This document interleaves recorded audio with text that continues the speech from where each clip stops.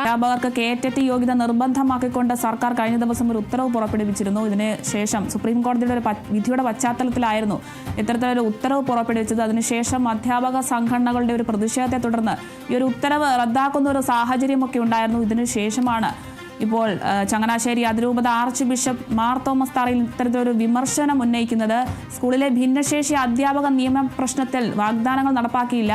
കേറ്ററ്റ് വിഷയത്തിൽ ഇത്തരത്തിലൊരു നടപടി സർക്കാർ സ്വീകരിച്ചിട്ടും എന്തുകൊണ്ട് ഭിന്നശേഷി അധ്യാപക എയ്ഡഡ് സ്കൂളുകളിലെ ഭിന്നശേഷി അധ്യാപക നിയമന പ്രശ്നത്തിൽ ഇടപെടുന്നില്ല എന്ന ഒരു ചോദ്യമാണ് ഇപ്പോൾ ഉയർത്തുന്നത്. വാഗ്ദാനങ്ങൾ പോലും സർക്കാർ നടപ്പിലാക്കുന്നില്ല എന്നാണ് ഇപ്പോൾ ഇദ്ദേഹം ഉയർത്തുന്ന പ്രധാന വിമർശനം. ഇതിൽ പലരും വേദനയിലാണെന്നുമാണ് ആർച്ച് ബിഷപ്പ് പറയുന്നത്. തിരുവനന്തപുരത്ത് നടന്ന നസ്രാണി സംഗമത്തിനിടയിലായിരുന്നു മാർ തോമസ് തറയിലിന്റെ ഈ ഒരു വിമർശനം.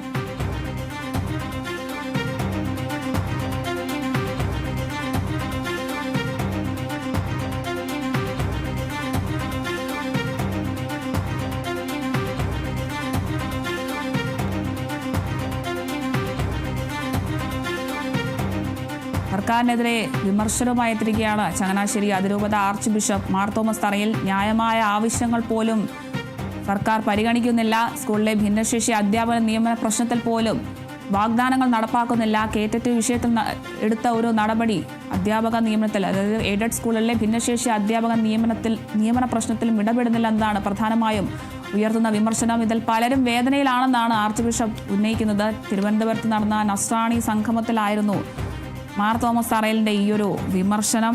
സർക്കാർ ന്യായമായ ആവശ്യങ്ങൾ പോലും പരിഗണിക്കുന്നില്ല എന്നതാണ് പ്രധാനമായും അദ്ദേഹം ഉയർത്തുന്നത്.